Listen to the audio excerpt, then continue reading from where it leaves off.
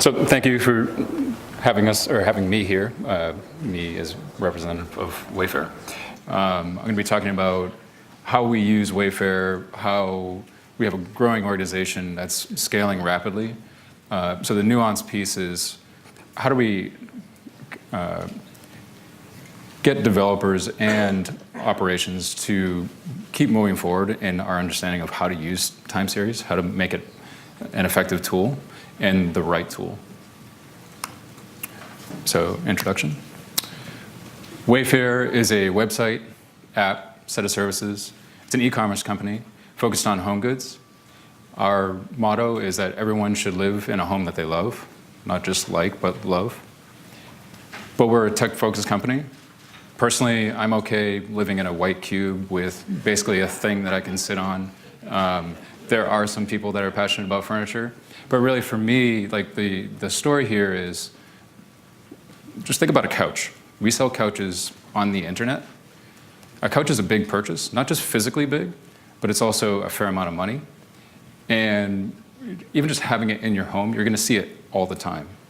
So that's a big choice. It's a big life decision. We wanted to enable that on the internet, which is just, it's kind of a crazy concept when you think about it. Because there's a lot of barriers and there's a lot of trust that we have to build with all of our customers in order to make sure that that happens, right? So going forward, we're trying to get our return rate down. We're trying to create new experiences for our customers so that they actually love the home that they've created with all the Wayfair products that they bought. We're headquartered in Boston, and we have a growing presence in Berlin as well. So as of today, there's more than 2,300 engineers and data scientists. And our rate of growth is truly insane. So part of the story is about how you onboard someone who has focused on front-end development or focused on one part of systems. How do you get them to think about time series? And my personal goal is to get every single person to think about time series. Which is just not always a space. Like, people know SQL, but they don't necessarily know time series, and I think that's a problem. So part of the story why we're here, or why I'm here, why Wayfair is here. At some point I'll get the plural and singular correct. We had Graphite for years, and it mostly worked. But over time, it became harder and harder to maintain. So chaos, especially during one particular Black Friday, the site was still fine, but our vision of our understanding of what was happening on the site was not fine. Just a lot of different developers, lots of series creates, and with the way that Graphite stores data on disk, there were many disks that just completely filled up, and the nodes were down. There were enough bad days where we wanted to look for something better, more resilient. Carbon storage units are also independent, and the Graphite web doesn't maintain a holistic view of the entire system. So we just wanted better insights, not just on means and percentiles, but also making sure that we knew that our system wasn't going to fall over if X event happened.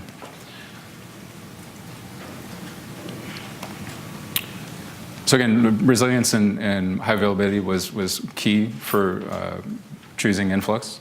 We also wanted to make sure that we could restore from a backup effectively. Again, I'll talk a little bit later, we also put Influx in our Influx to measure Influx, but a separate instance. And that data about our data helped us with scaling. And also the fine-tuned retention policies allowed us to get a very nuanced view of, like, okay, this part's fine, we're okay with this, but just to be safe, we're going to start a new retention policy with a lower limit until we can get a better sense of what's actually happening. Then we can scale and size and readjust. Also really important, Flux is honestly, like, very exciting. It's something that we want everyone to learn. But for now, InfluxQL was a really big selling point for us. It looks like SQL, pretty much. Like, we have, I forget the number, I think it's 12 or 14, someone's going to be correcting me later. Core values, one of them is really about data, and every single person in the company is encouraged to learn SQL. It doesn't matter what, like if you're like, literally everyone in the company is encouraged to know that. So having something that looked like SQL is a really big deal. We also wanted the ability to capture raw data for tracking rare events. So that's something I'll get into a little bit more, but our current Graphite implementation was really all about 10-second rollups, nothing more nuanced than that. So we knew that we could do better. And finally, there's a lot of active development, kind of like we heard earlier. We do agree that open source projects are either growing or dying, right? Influx is on the growing side, and that really does help. And cloud friendliness is huge for any company, which again I'll talk about a little bit later. So first I'm going to talk about tackling RUM. I'm here because I manage the Storefront Performance team at Wayfair.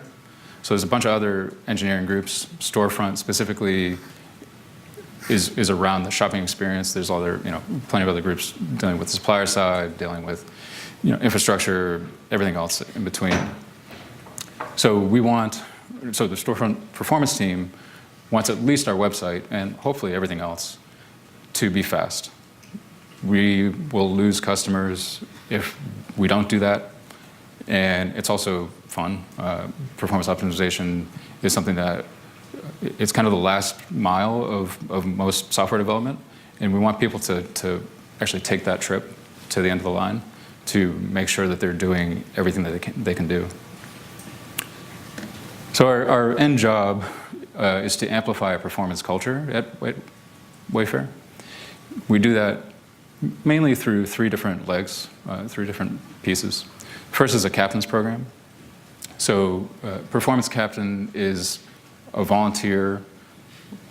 We're toying with making it a little bit less volunteer, but currently someone who's excited about performance can take on extra performance-related tasks relating to their area of expertise. So we get a lot of really surprising results from that. Lots of teams do a ton of different things. And we also try to connect those captains so that if someone's making an optimization over here, that can get carried over to all the other pieces. We also do individual consulting. So where there's a captain, a lot of times we'll just help that captain. Otherwise, we will reach out to anyone else. And we do R&D projects, one of which I'll talk about a little bit later. Part of our 2019 plan for the performance team is to scale beyond just Storefront. So we do have a team. When you have a large organization, there's always alphabet soup. So there's SRE, and then there's SRE performance, but then there's Storefront performance, and so we're also talking about like being in between all those different groups. But anyway, point being, my main goal is if you're writing code, if you're working with new systems, make sure that you're instrumenting it in an intelligent way. And the challenge here is how do you scale that with a company that's still getting more and more hires. RUM, there's plenty of real RUM drink jokes, but it's real user monitoring. That's just the standard abbreviation is RUM. It's the actual information from a particular page load when a visitor goes to the site. It's extremely noisy. So if you can think about, these are just some of the examples, but there are many others, right? If you're on bad Wi-Fi, if you're on Wi-Fi and then it turns bad, if you go the other way where you're on 3G and then you connect to good Wi-Fi, you might have too many tabs open. You might have something processing in the background. You might be on battery saver mode. All these things will affect the actual numbers that we get back on our back end. So really, so when we look at these different lines, there's that blue line, the green line, and the orange line. Those are different things that we're measuring on the page. So the first one comes first, then the next one comes after. So the first one, I believe, is the first paint time. That's the time when there's any kind of content whatsoever painted on the web page. Second one is, I believe, speed index, which is one of our key times, which is essentially the time at which the important content above the page or above the fold without scrolling loads. And the top one is the total page load time. So these are consistent events that happen on every single page, right? And as you can see, there's just a lot of noise, but the blue line doesn't cross the green line and so on most of the time, right? When you look at an aggregate. So really the key here is to retaliate by just collecting a lot of data. The other tricky part is that data size scales directly with traffic. So as we have a Black Friday event, that means that our influx data also has to handle that amount of traffic, potentially, right? Again, we'd like to think about better ways of handling that, but someday we'll get there. Like we heard from Oracle too, when we have high counts, right, the means kind of flatten out. So that's interesting. So like a lot of times when you look at the piece of data, looking at the counts, making sure what it is we're actually seeing, that's pretty important. There's a lot of basic math type stuff, which the first implementation is I want numbers on X. Here's the numbers on X, right? Well, why is this happening? Well, so training developers to look at the counts, to look at what are the mins and maxes, what are the different components that could go into those numbers. That's important. But also, by looking at the data, getting in there a little bit more deeply, there are actual performance issues on the site when there's not as much traffic, right? Because caches are going to be cold. And yeah, just less customer traffic. The other trick here is we track well over 300 unique pages. Some of those are variations in different groups. A lot of groups one team might be concerned with one particular set of pages. But that creates pretty serious, interesting problems around cardinality and managing that. Eventually, like I was talking about before, we would like to find a way to stem the tide a little bit on a Black Friday event. Like, we get it, like the page load time is this. So there are a lot of different mitigation strategies. For now, in a lot of ways, RUM is our canary in the coal mine. It's something that we can sample if we need to, and we're still okay.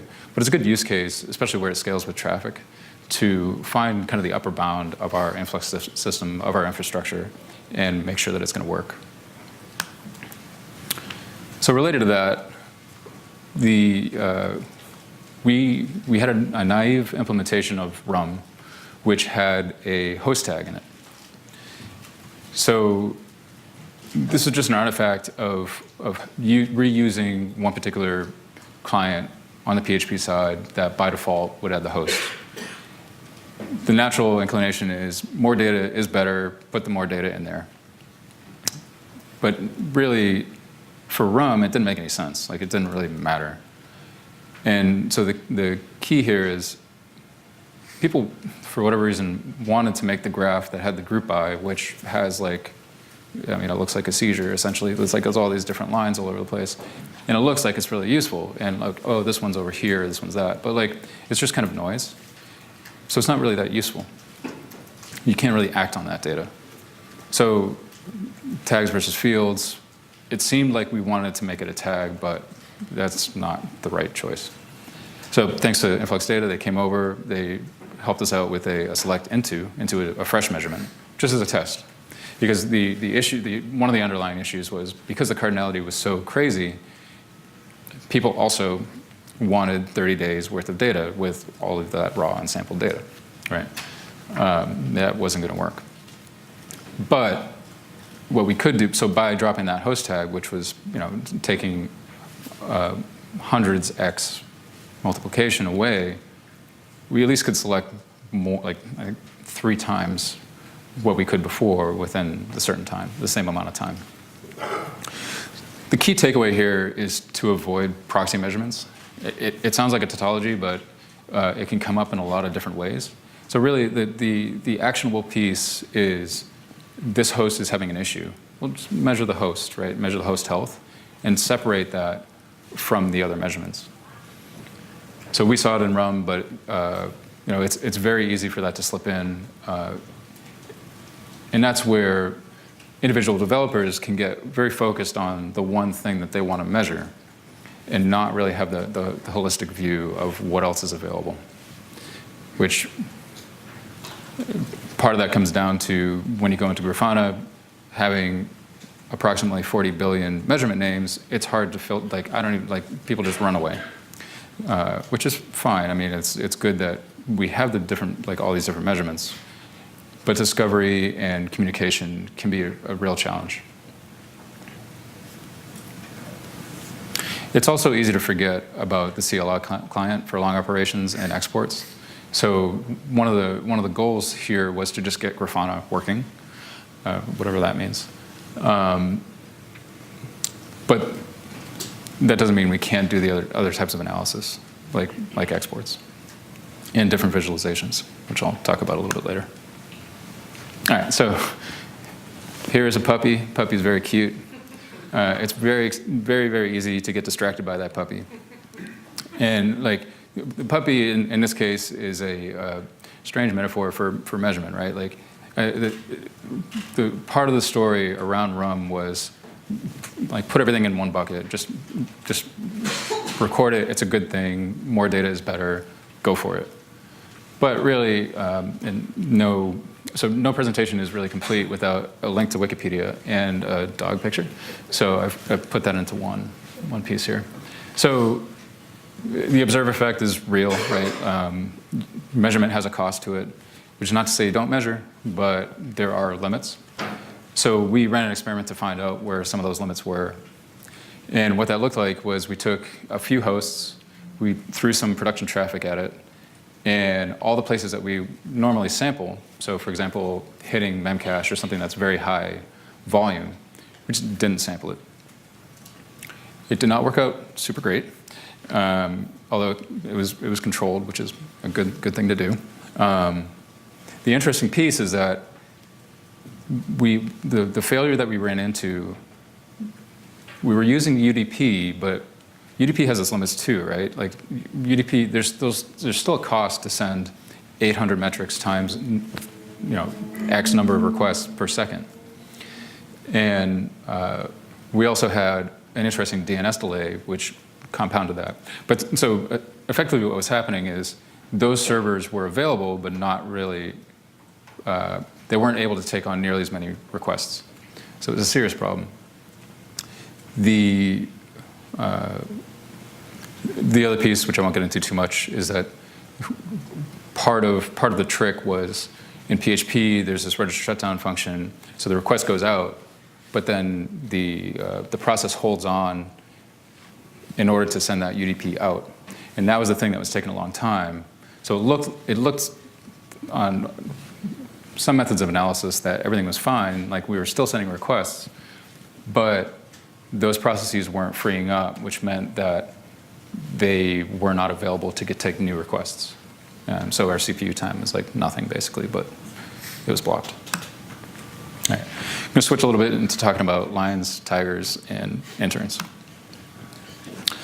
So I took on the lead of a Storefront InfluxDB Tiger team. Tiger teams, you probably know what a Tiger team is, but we have many thousands of PHP files with stats-D instrumentation. Shutting off Graphite, which we're still a little bit in the process of, but we're in good shape now. In order to do that, what we wanted to do is get people to move away from the stats-D style x.x.x and into thinking about a schema with Influx. So with great power becomes responsibility, whatever, there's that quote, right?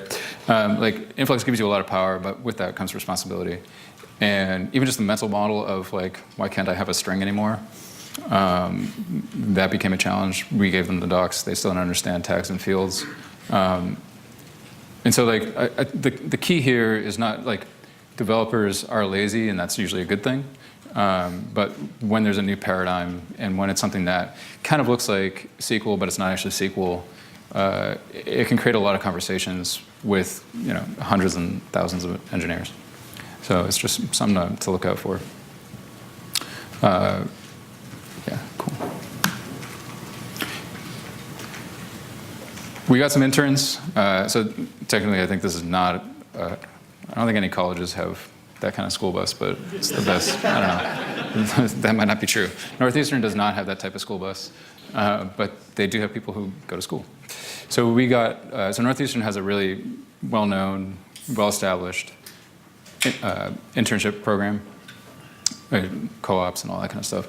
So we got 3 Northeastern students to join the Tiger team for 3.5 months.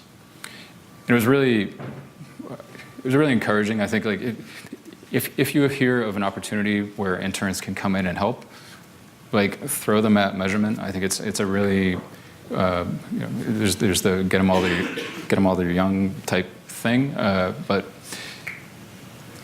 it was really like surprising in all the best ways. There's a bunch of rote conversion. One of them just I didn't tell him to do any of this, but he just wrote up a Python script to write the PHP code to do the conversion to actually get us to a much better state. Someone else created a class to sample things differently. So if you're hitting Memcache, Memcache kind of has its own profile. It's within its certain limits. You can also measure Memcache in a different way than SQL Server and so on. Generally for storefront requests at least, if you're hitting SQL for a PDP page, that's not really good for the SQL servers because there's just too much load, and it's, well, especially in the cases where it's all read-only, which is most of storefront. But if we hit SQL and we have a 30, 40, 50 millisecond request, that's interesting. So our client around the data access objects would record into one measurement at a sampling rate, but then a different measurement if it was past a certain threshold.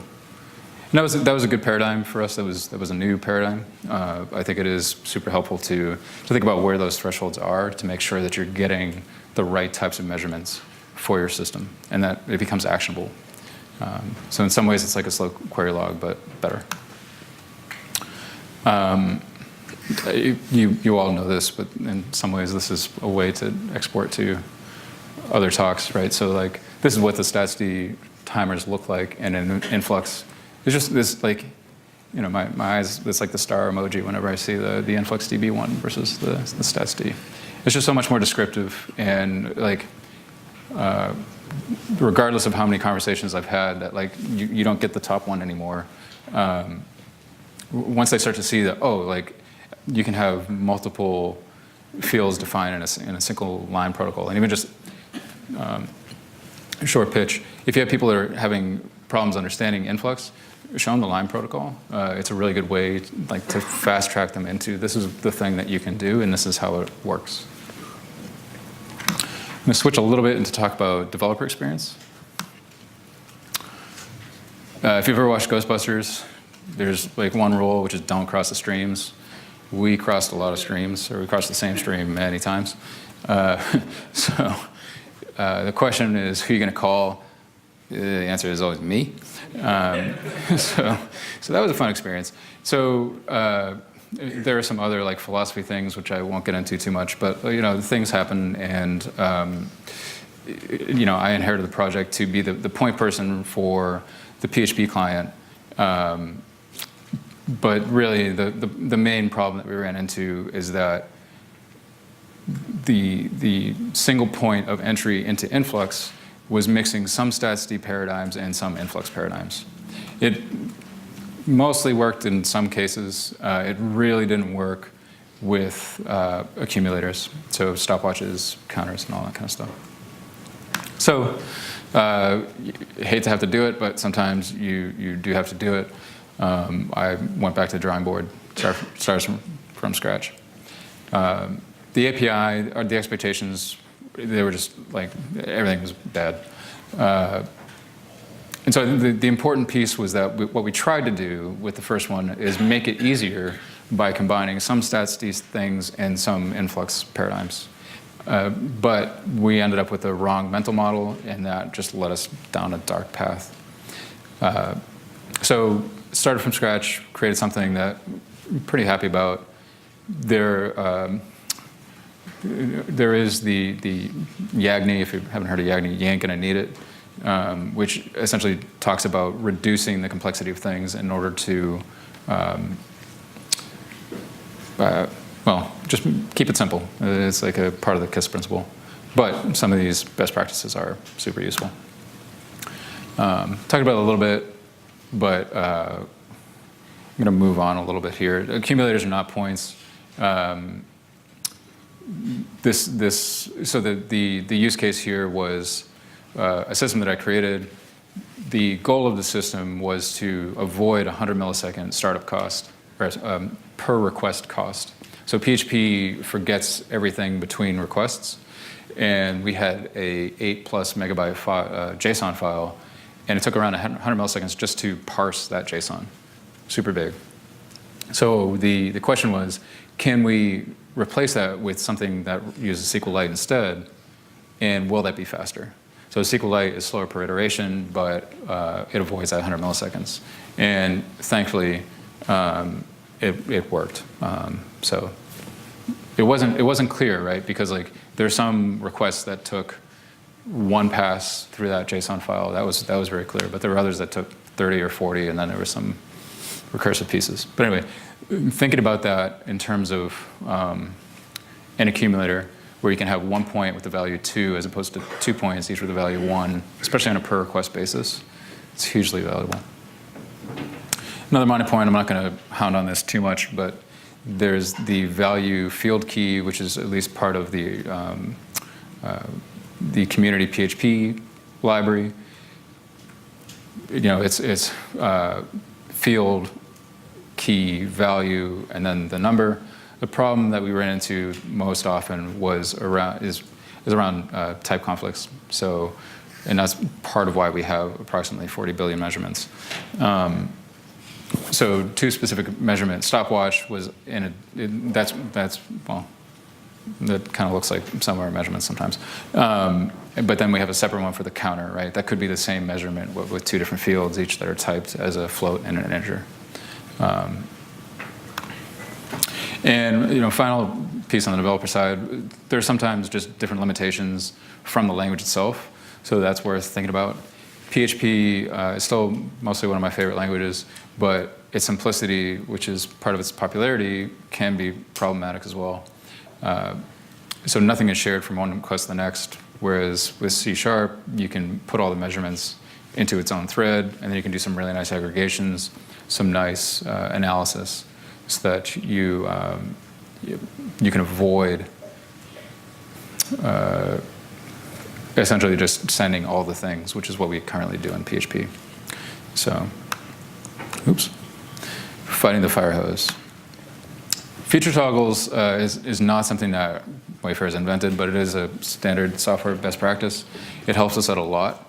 The key here was a feature toggle is normally created for code deploys. The underlying principle is you get your code out to production faster if you can put it in the master branch and then get an lever that you pull and then just say, forget about it, I don't want to do that anymore.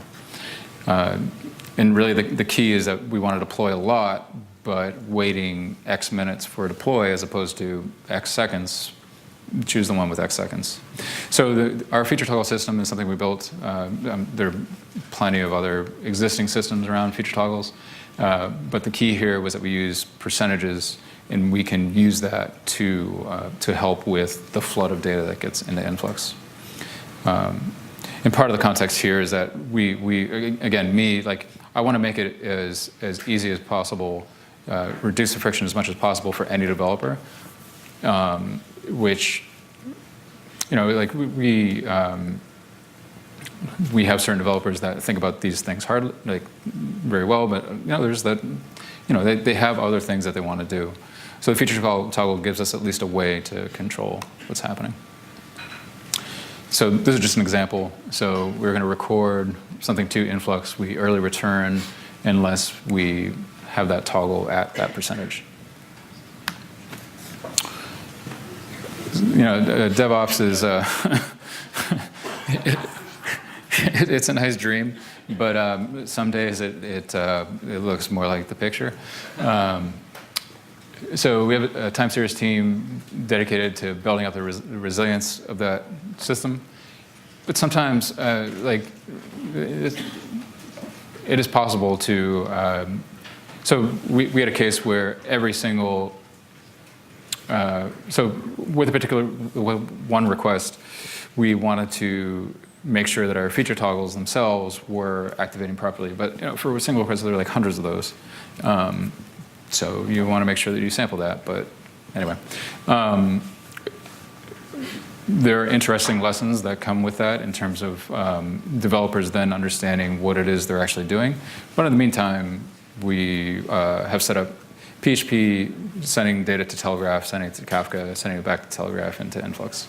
I'll talk about that on another slide. Oh, sorry. The other piece here, Tremor is a tool that Wayfair has built. It's still at the early phases, but it's super duper useful, and it relies on the Lime protocol, being able to understand the Lime protocol, and we can blacklist or rate limit any measurement, which helps with volume, a little bit less cardinality. Like I said, we heard you like Influx, so we put Influx in your Influx so you can measure Influx, whatever. So we do have it as a separate cluster, which, yeah, it's super useful. Like, we have to do that. Generally, we have the 3 clusters. One is for most humans. C2 is for people like me who send way too much stuff. And then we have the Influx that monitors the Influx, that also monitors Kafka and everything else. This really does make me want to cry constantly, but I do hear it a lot. Again, this is partly about mental models and how we're able to get developers to think in the right way. I'm sure if you've never heard this yet, as you scale, get more people into Influx, you will hear it. So 400 million points of a count was somewhere around where we would time out, which is, I mean, like, that's pretty impressive in a lot of ways. But doesn't mean that people aren't still upset about it. So we're working towards 10-second aggregations, which is what we had in Graphite, and part of that was about the expectation. So we had severely downsampled things or measurements in Graphite, and we mostly work on raw data in Influx. So we're working on some mitigation strategies on that. Telegraf plugins was our first one, which we might think about a little bit later. Continuous queries looked really good, but we had some issues with CPU load and capacitor. It seems like our best path forward. So there's still a lot more that we're working on there. We might also try to process the Lime protocol a little bit more with Tremor, our in-house tool. Like we just heard from the last talk and otherwise, right? Like, one of the challenges is that in order to do that, you do have speed index versus count, so X, and then you have a different field, count X, right? Interesting problem, especially as we move a little bit more into count speed index thing. Like, I'm gonna like close my eyes and look into the future. Like, I know people are gonna do some really kind of crazy things, and such as like the 9%, like what does that mean? Because you still have all the functions that you can apply. This is an old picture of our setup. We have 6 data centers now and growing. This is when we had 3. The point here, it might be a little hard to see over there, but like, Kafka is our way that we're able to replicate between data centers. Mirror Maker is super great. The point for doing that isn't just because it's fun, but like, we could take down an entire data center and still have a whole system view of what that information is, whatever information, like where our systems are.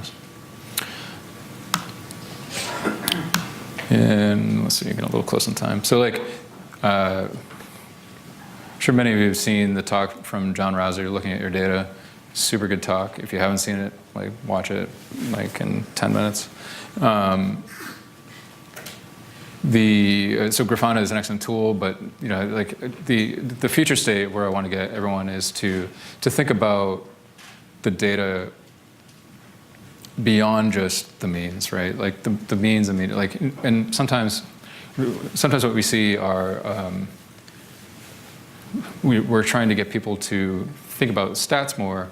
The reality is sometimes it's like, okay, we have the mean, and if you graph the 90th percentile, this is like a better thing. But really, it's just like the graph is like up over here as opposed to down over here, and like there's no different action there. So that's really where the nuance comes. Is like to have the end goal is to have a better understanding of math and statistics and the systems themselves, not to just throw a bunch of random functions and see what you see. But that's the part where it gets much harder. We're at the phase where we really just want to get people in the door. So this is a thing that I did. I exported the information from a 24-hour window. On the left is 625,441 points. On the right is 30,466. So the only difference you'll see is on the right, and maybe someone can point out a point that this is not true, but there's a little bit more white towards the bottom along the axis. Otherwise, we get a pretty good picture of what is happening there. So what this was just writing a very small Python script, less than 50 lines of code, set a window. I chose a window, 128 points. Calculate, so moving window, right? Just calculate what the mean standard deviation, and then that next point, check within that, so add it to the window, check if, or sorry, add it at the end, programming. Was this point much different than the last things that we saw, right? And just by doing that, so 5% of the data tells pretty exactly the same picture. But the other important thing, like if we look at this, like there's some really interesting behaviors that we would just completely miss otherwise, right? So there's some kind of 200 millisecond timeout, which in the mean 90th percentile, like you're not necessarily going to see that because it's potentially a rare event. So now you have a threshold. You can set maybe 150 is our cutoff now, and we should count those events individually, right? Or make sure that we log when that's true. So the other final point here, and we can go to Q&A, is the result of doing that outlier extraction. The means, the medians, those are all going to look drastically different. My question is like, that's not necessarily a bad thing. The thing that I've ran into is, well, it's not the real thing. It's not the real median. It's not the real mean. It's like, well, even that is a signal. Really, like the importance, and I think the thing that I hope, my 2020 hope is that like people can really get into that and understand there's some action, there's something that we want to have happen. What is the processing that we take in order to get to that action? And a lot of times it shouldn't just be about SEVs, right? It shouldn't just be the site's down, and like we should try to make sure that the site's down. The way that we are able to win with performance is to really embed, in some ways, like signal processing and like thinking about a system as a complicated system. And that's it.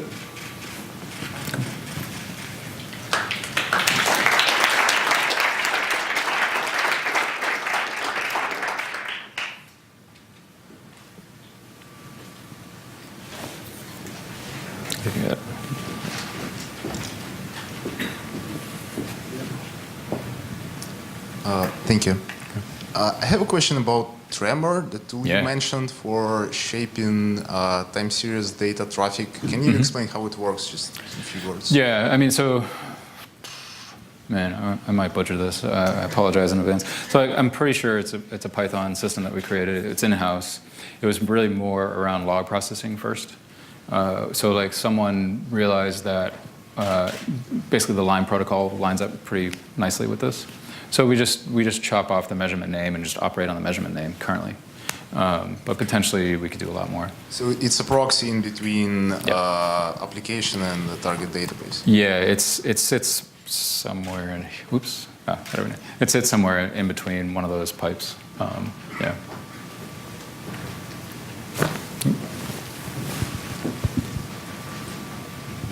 I think we got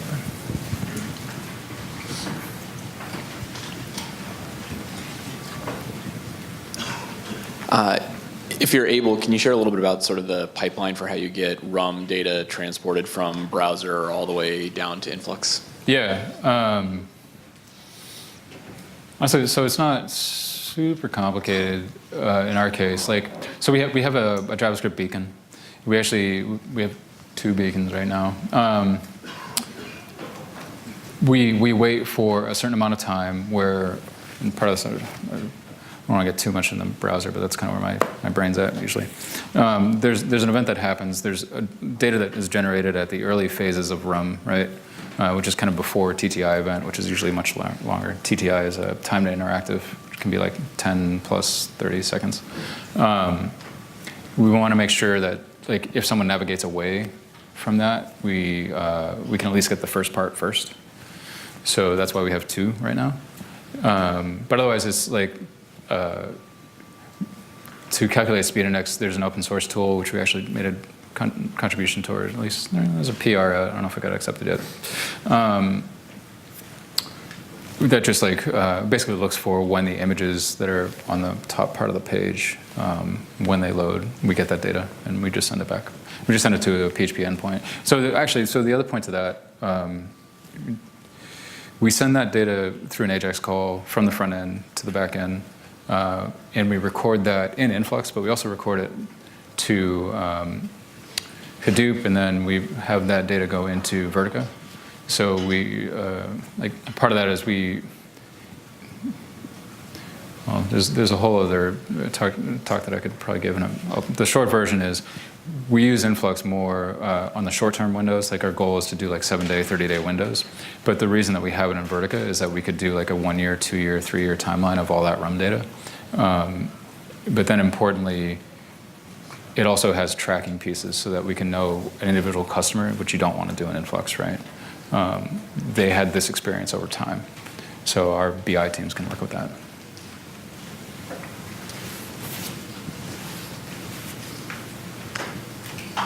Cool. I think we got a break now, so does anyone else? Well, Richard, appreciate it. Thank you so much. Thank you.